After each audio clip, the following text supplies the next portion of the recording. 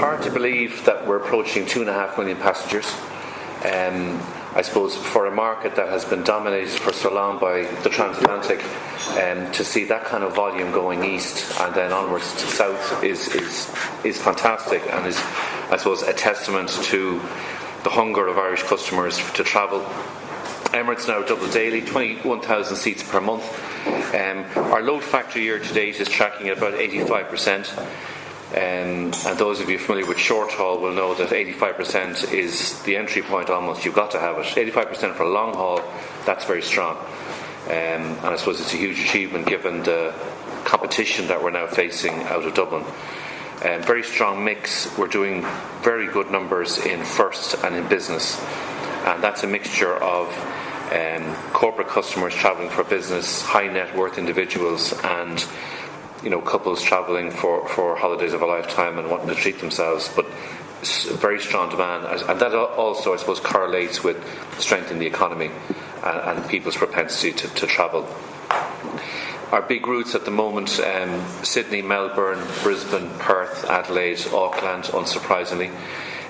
Doing significant business into Cape Town and Joburg, which in a way is counterintuitive given how the crow flies.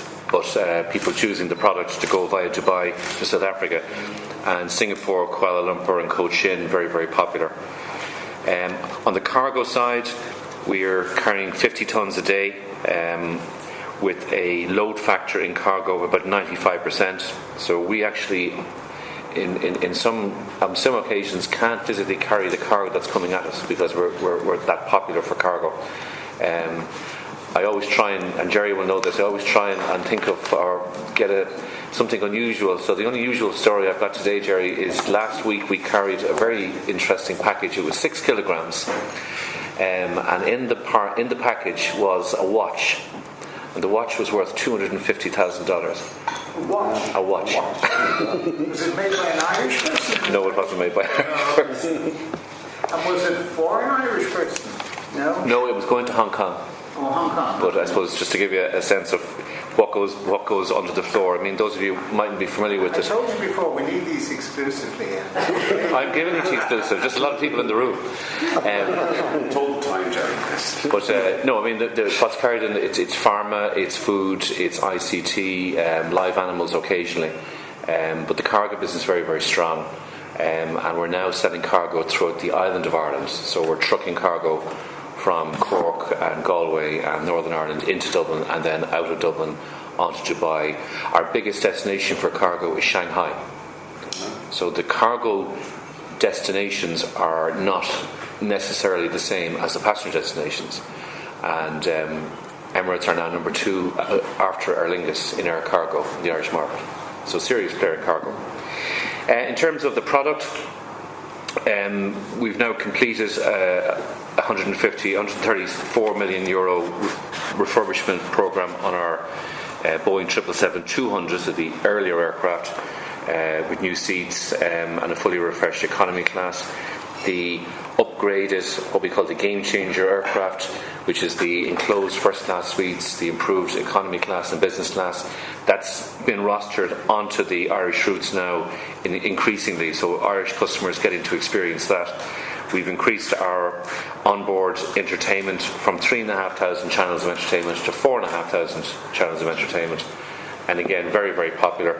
And we're also, and I've noticed this, we're buying in movies that in some cases are actually still in the cinema. So it's not that you have to wait months to get it. I mean, this month now, Avengers Endgame is live. That's only just left the cinemas. So it's very, very current. And I suppose most interestingly, we're now providing customers with the opportunity to watch an increasing number of live events. So, we were broadcasting the Champions League games. Wimbledon was live, the Irish Open was live, the Open was live as well. So it adds a whole different dimension to it. And of course, and we said this many times, delighted that we have so many Irish products on board: Kyo's Crisps, Butler's Chocolates, Foya Healthcare, Killoan Yogurts, Irish Beef, Market Vegetables, drinks such as Bailey. So very much bringing the brand much closer to Ireland. In terms of new route development, I suppose 2 route announcements in recent weeks. We were going for a week into Porto, from the 2nd of July. That's with a 777-200, 38 in business, 264 in economy. And just announced last week going into Mexico City via Barcelona. So it's a fifth freedom operation from Barcelona into Mexico City. Reason is the high altitude of Mexico City airport. It isn't possible to operate a non-stop Dubai operation. So we're stopping off in Barcelona. And again, those of you that know your geography, the Iberian Peninsula is traditionally the connecting point for South America. I haven't seen Lisbon to Brazil, but that could be a next one. Again, that's operating with a 777-200. But I suppose one of the things I wanted to kind of update you on, which is very, very current, is the whole environmental story and sustainability. I did a bit of radio this morning, and I made the point that every company has a responsibility, and every airline has a responsibility to play their role in terms of sustainability. And Emirates have been doing this for a number of years. I suppose if you divide it into the cabin and the aircraft, on the aircraft side, we still have one of the youngest fleets flying. So our average age is 63 months per aircraft. And as you know, the aircraft types we operate are the 380 and the 777. They are very fuel efficient, but the next order that we have coming, which are 40 330-900 NEOs and 30 A350-900s, they will take us to the next stage again in terms of fuel efficiency. We've also got one of the most sophisticated planning systems in aviation. So this is really allowing us to optimise our routings based on each day's weather conditions, airspace constraints, and a specific aircraft to minimise the fuel burn. And then when the aircraft actually lands, and this is something that increasingly airlines are adopting, on taxi, we're taxiing with a single engine. So again, that's cutting your emissions. On the cabin side, I suppose since 2017, we've been very active in this space. We introduced the eco-thread blankets, each of which is made, I don't know how they do this, but from 28 plastic bottles. And that initiative alone is saving 88 million plastic bottles from landfill a year. But this year, I suppose, we've really ramped it up, and we've set ourselves a target to completely eliminate single-use plastics. So in June, we substituted paper straws for plastic straws. By the end of the year, we'll have gotten rid of all cocktail stirrers and swizzle sticks, and even the plastic bags that we would put duty-free in for customers who purchase duty-free on board, they'll become paper. So very much active in the sustainability space, and a lot of the initiatives that we're putting in place have actually been suggested to us by crew, who are all are seeing this all day long. And for some time now, they've been, for example, segregating large plastic bottles on board to be recycled in Dubai. Again, that's saving 150,000 plastic bottles a year. So I suppose the aviation industry can sometimes be accused of high emissions and a poor record of sustainability. We know from data that it represents just 2%. But I suppose what I want to sort of explain to you today is certainly Emirates taking it very seriously, and a number of initiatives, which is not exhaustive. There'll be more coming, but that's what we're doing at the moment. Moving on to fleet, I probably mentioned a little bit. So we're currently at 112 A380s, the largest A380 operator in the world, still the pillar of our fleet. And we've 11 more to be delivered in the next 2 to 3 years, which will bring us to 123. Possibly 100 aircraft more than the nearest operator of the 380. The airline will not be continued in production, but we'll be flying it certainly into the next 20-30 years. Aircraft have, those like Trevor will understand, leasing, aircraft have a long life. So it's a reassuring thing to customers that the aircraft will continue to fly and continue to be popular.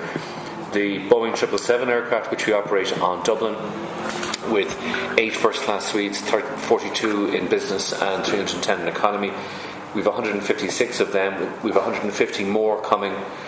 The aircraft that are coming are the 777-900 series and 800 series, which were previously known as the 777X. So it's the new model, and we'll be the delivery customer. Something that Emirates played a strong role in the design of. Back in the day, where we actually said to Boeing, if we love the aircraft, the customer loved the aircraft, But if certain things could be made change to it, we'd buy a lot more, and that was done, and that's the basis for that. As I said, there's 40 A330 Neos coming, 30 A350s, and they'll be delivered between 2021 and 2024. I suppose finally, on the sponsorship side, we've just had a really successful Irish Open in Lahinch. We are very much involved in the Rugby World Cup in Japan. Just by the by, we are very, very busy for the Japan World Cup, the Rugby World Cup.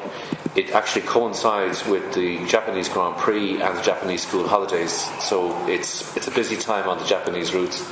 But certainly, almost half of the customers that we're carrying will be travelling in premium, which I suppose says something about rugby fans, but also about people choosing Emirates for the business and the first-class product. So it's very, very good. Most recently, we've announced a partnership with Kildare Village, and this is a global agreement across 9 of their villages from Bicester in the UK into Europe. And this will enable Emirates customers to collect air miles, Skywards miles, on a mile per euro spent at the village, and we'll be running a number of customer shopping events in the coming months. So I suppose that is a broad, quick run through what's going on. I mean, our business at the moment is very buoyant. We would be virtually, not totally because I want to keep selling seats, but very busy in July and August. Our advanced bookings are very, very strong. If you had offered me these numbers at the start of the year when we were facing such competition, we certainly would take it. So despite the competition, we're still growing our business, growing our seat factor.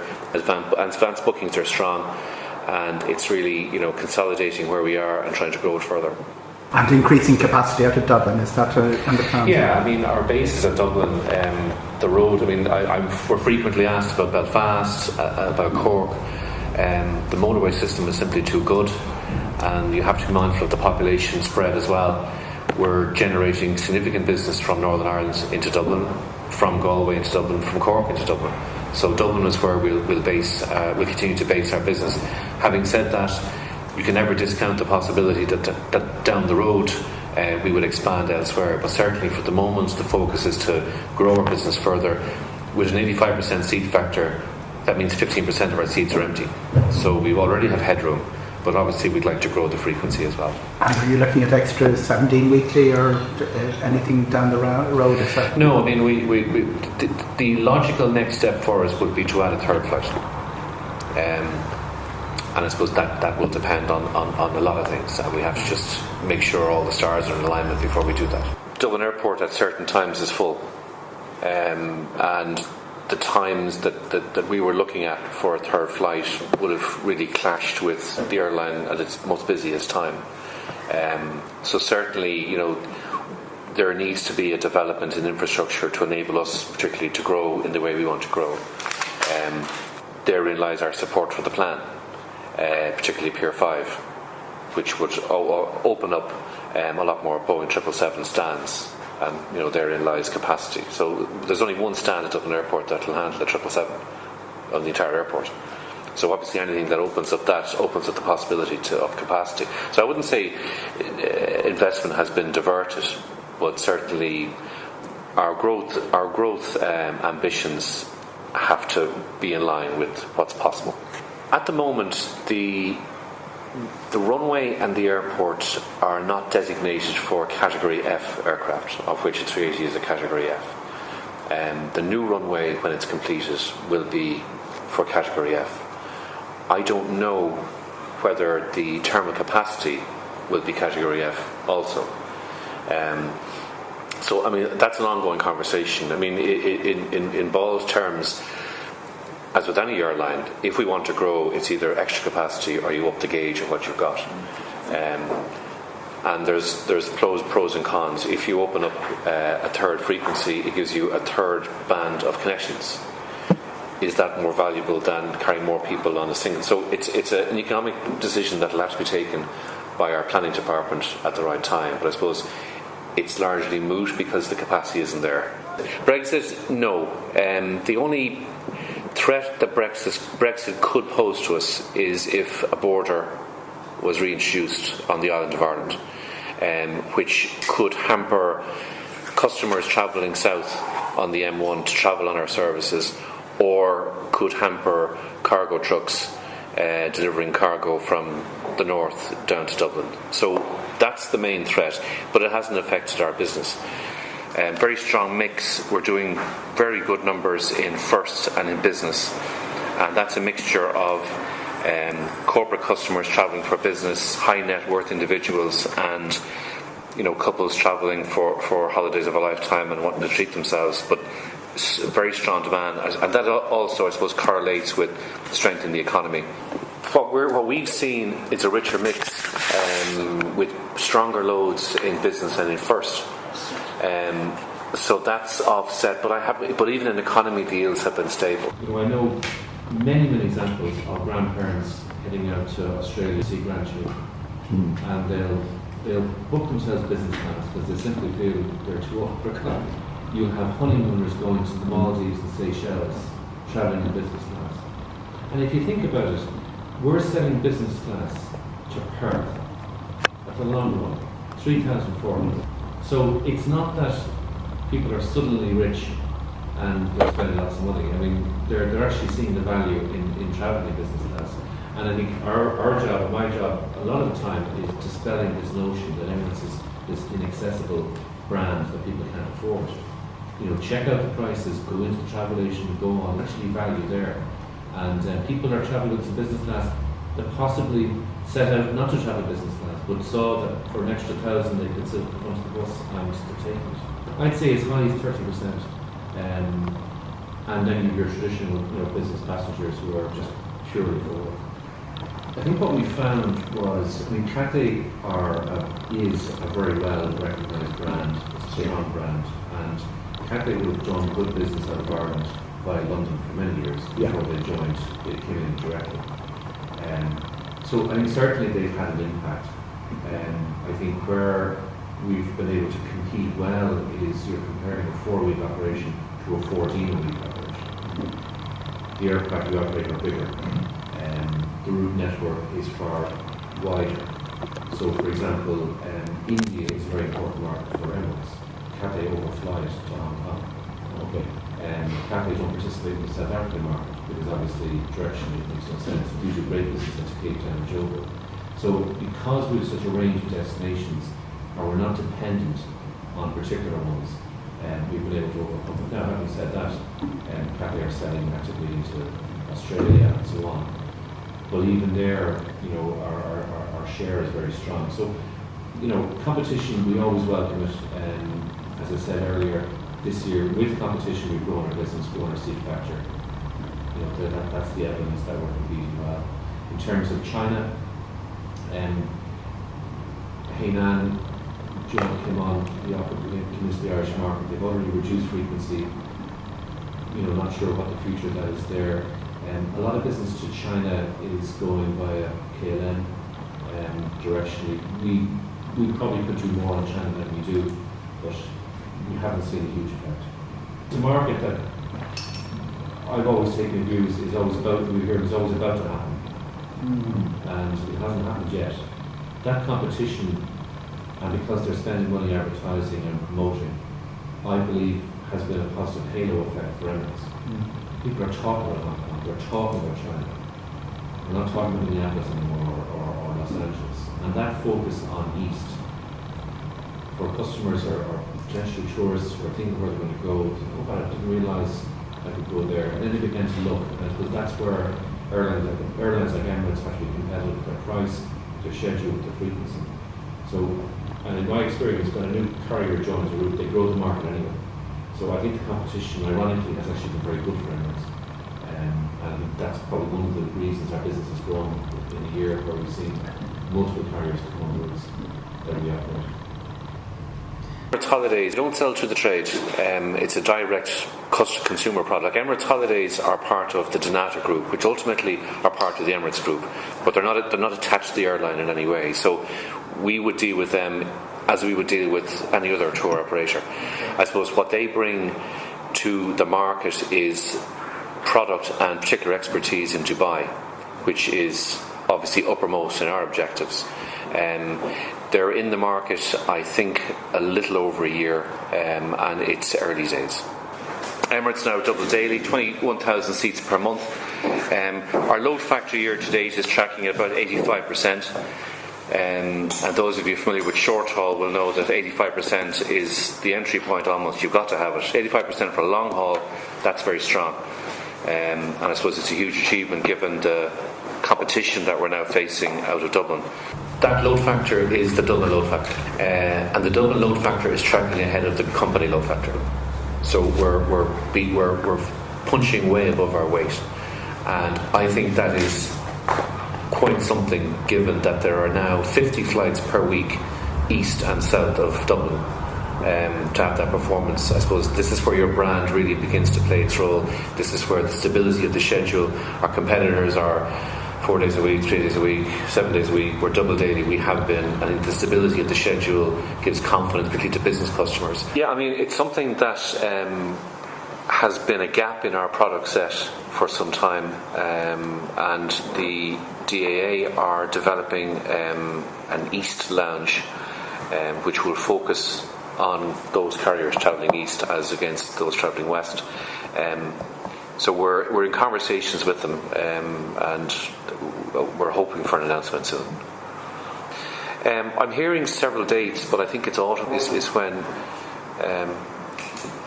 it's the old Etihad lounge, which they've handed back to the DAA, which is now being redeveloped. You know, we're currently using the business class lounge, which has its limitations, whereas a dedicated lounge, which is bigger, roomier, and I suppose closer to the product experience of an Emirates own lounge, is a real positive. It won't be an Emirates lounge; it's a DAA lounge. It'll be a multi-use lounge. But you know, looking at the carriers that they're targeting, there's very few overlaps. It's aimed towards, I suppose, the premium customer or the frequent flyer of east-facing airlines. So that's the current load, as against 51st and Green, which is transatlantic. In terms of regional conflicts, we're a global carrier, and we have to be mindful and aware of what's going on. If there's a volcano in Bali, airspace gets closed. If there's conflict in a particular part of the world, we have to deal with it. So that's a daily job. Does it destabilise bookings? It depends. Certainly when the unfortunate, tragic black bombs went off in Brussels, that obviously had an effect on Belgian business, in France as well. But certainly current issues in places like Hong Kong, we're not seeing a noticeable effect on bookings now. Is not, which is very close to your base. Yeah. That isn't. No, that's not showing up on our radar in terms of our bookings. In terms of where we want to go, I mean, if you're at an 85% load factor, in our lingo, you're spilling traffic. So we are constrained and we want to grow, but I suppose we can only grow in line with the infrastructure that's available, and that's something that's, I suppose, an ongoing conversation. You see, if you look at the Emirates track record, you know, we have started out in markets flying to primary destinations, and when demand outstrips supply, we moved into secondary destinations. So if you take the UK, for example, you know, you've got Heathrow, you've got Manchester, but then you're opening up Stansted, you're opening up Newcastle. So, you know, we're doing Lisbon, we've just announced Porto. So, you know, our strategy has been primary destinations initially, and then upping the capacity at those primary destinations, or then looking at a secondary destination. So I wouldn't rule anything in or anything out. But certainly you do need to have, you know, in any decision in terms of route planning, you need to have a population base, a business base. Our preference is always to operate daily. So a market has to sustain a daily operation year-round. It's no point in being popular in the summertime for 3 months and being empty in February. So it has to make sense throughout. And our business model is such that 85% of our customers are transferring on. So we're not dependent on only one route, if you like. We're selling 157 routes out of Ireland. So it's really, I suppose, to grow the business as much as we can, and if opportunities are presented to us down the road, it's really a question for then. But at the moment, the focus is to consolidate in Dublin. But it's with so much competition now, you're on sale all the time, you know, and you've got to be competitive. And supply and demand plays a part, but like at the moment now, we're selling Dubai for about €500. We're selling business class for about 2.5. That's the same journey time as Dublin, Chicago. And we're picking up in a limousine, we're dropping off in a limousine. It's a far higher spec product than others. So I think it's good. We believe it's good value. And I think at the end of the day, that's what matters. Well, I suppose the Dublin airport at certain times is full. And the times that we were looking at for a third flight would have really clashed with the airline at its most busiest time. So certainly, there needs to be a development in infrastructure to enable us particularly to grow in the way we want to grow. Therein lies our support for the plan, particularly Pier 5, which would open up a lot more Boeing 777 stands. And therein lies capacity. So there's only one stand at Dublin Airport that will handle the 777 on the entire airport. So obviously anything that opens up the possibility of capacity. So I wouldn't say investment has been diverted, but certainly our growth ambitions have to be in line with what's possible. In aviation, it's all about scale. And therein lies the wisdom in Aer Lingus becoming part of IAG, because it gave the airline scale, and look what's happened since. We've grown organically since 1985 to 727-200s to now where we are, the world's largest carrier. So our growth has been organic. Others are growing through either acquisition or merger. And so this is a natural evolution in terms of airlines gaining scale. I suppose an advantage that Emirates would have in that conversation is because the growth has been organic, we've much more control over the main drivers of our business. Whereas if we were a holding company and there was 4 or 5 different airlines in the stable, you're slightly removed from it. So I'd be optimistic that we can face down any competition from any newly merged entity or growth entity. At the end of the day, it's all about providing the experience of the customer that they want to come back to with a network that fulfills their needs. And I think as long as we're doing that, we'll just compete with everybody. It's 4 figures. It's been very buoyant, and it's very. I suppose I was going to say it's some of it's coming through from specialist operators, but an enormous number is coming by individuals just going out for the trip, and they're spending anything from 3 days to 3 weeks. Dublin Airport has grown significantly over the last number of years, and I think it's well known that the infrastructure has not kept pace. So that has resulted in particular pain points, and you see that really at the moment. I mean, you really only have to go to Dublin Airport on a Saturday in July or August to see how busy the place is. And I suppose our submission is based on 2 things. We want to, I suppose, have sufficient infrastructure in place to allow us to operate as we want to operate and not have delays or whatever else, but also to have the headroom to grow should we want to grow. But at the moment, I suppose, because, and it's a fact for all carriers, that capacity at the airport or infrastructure hasn't kept pace with the growth, there's that lag, and I suppose therein our support lies for the investment plan that I think everyone supports. And I suppose the question now is over to the Commission for their decision on what the charges are going to be to fund that. The submission has been published, so it's there in black and white. Our position is that we support the plan. We support the investment in the future. We are an airline that has 250 aircraft on order, so we're all about growing. If you look at the Emirates story, certainly over the last 15-20 years, every 5 years Emirates has doubled in size. So we are very much on the growth track, and anything that either facilitates that we're in support of, inhibits it, we want to overcome. And I suppose the plan is the SIP, or the Capital Investment Programme, as laid out by DAA. We have been involved with other carriers in the consultation process, and we support it. It's self-evident that with so much focus everywhere on sustainability and the risks associated with climate change, more and more organisations are taking this seriously. And as I said, like we've been working on initiatives for the last number of years, and that's being ramped up now. I think it's very similar to if you talk to recruitment firms or companies who are recruiting staff. Younger generations now, or all generations, are asking, what's that company's credentials in sustainability, and aviation is no different. And I think being a good corporate citizen in the sustainability space is no longer a bonus, it's a hygiene factor. And I think, consumers expect the companies and the brands that they trust and that they buy from to be good citizens in this space, and I suppose that's what we're striving to be. I think if you were flagrant in not recycling, that might have, or were publicly, against it, that might have an effect. But no, we're not seeing any major effect. Our big routes at the moment: Sydney, Melbourne, Brisbane, Perth, Adelaide, Auckland, unsurprisingly.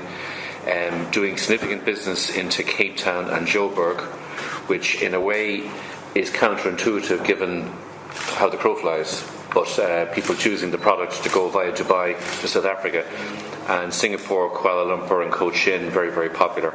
And one of your policies that's impressed the trade is that you haven't undercut them, selling direct to the consumer. Yeah, no, I mean, locally we drive that policy, and all markets are different. So, Emirates would have a different strategy. My colleague in Norway would have a different strategy to my colleague in Madrid.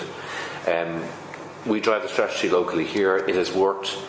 Our business is such that, to me, it makes no sense to undercut the trade when you're getting such a strong proportion of business that's growing. And it isn't only individual customers. We derive a huge amount of group business from the trade. Now, group business and internet booking don't go well together. So I'm not prepared to risk a very important channel on a short-term gain. We see this now even in consumer goods. You'll see an ad for Home Store more with an ad, book online or come into the store. So the kind of polarising positions from the early noughties, it's either direct or it's indirect, has now merged. Most companies, retail companies, are selling through both channels. So we're the very, very same. There's a customer who will come to us online and will never go to a travel agent. There's a customer who will always go to a travel agent, never go online. And we need to be in that shop, and we need to have our product on that shelf. So I can see no sign of that changing. The trade proportion is growing, and our whole selling focus in Ireland is on that trade. We have and continue to enjoy enormous support from the travel trade in Ireland. I think in return, I hope we give the travel agency community a lot of support. And that two-way street is working particularly well. So we're not seeing any drying up or any reduction in the share of business we're getting from the trade. If anything, it's increasing. I think the thing we're finding as well is that the trade are huge supporters of our premium product, which is, I suppose, more akin to a travel agency sale, because there's other elements to the trip. We've got 4 sales execs on the road in Belfast, in Limerick, 2 in Dublin, a full network of sales support on the ground that no other carrier, I would suggest even the national carrier, would have in terms of trade support, and that's working for both parties, and we will see that continue. But no more than people don't brush their teeth any more than they should. We want people, when they're flying, that they choose us. They aren't flying necessarily long haul 10 times a year when they do it 3 times a year. But our job is to make sure when they fly 3 times a year, it's with us. My job, and I said it correctly, is to show that there is a price for everybody, and not that it's to preserve the few. If you go back pre-2000 and pre-95, air travel was the preserve of the few. And it wasn't really until the low-cost carriers dispelled that travel became for everybody. And I suppose we're just extending that long-haul travel to places like Indian Ocean and the Far East is for everybody, and the service you get is very good value from them.